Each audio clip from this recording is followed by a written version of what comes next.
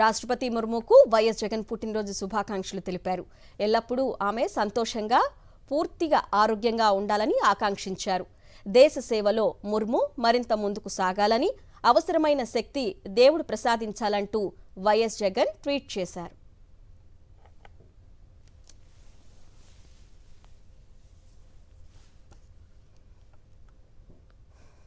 పూర్తిగా ఆరోగ్యంగా ఉండాలని ఆకాంక్షించారు. దేశ సేవలో ముర్ము మరింత ముందుకు సాగాలని, అవసరమైన శక్తి దేవుడు ప్రసాదించాలంటూ వైఎస్ జగన్ ట్వీట్ చేశారు.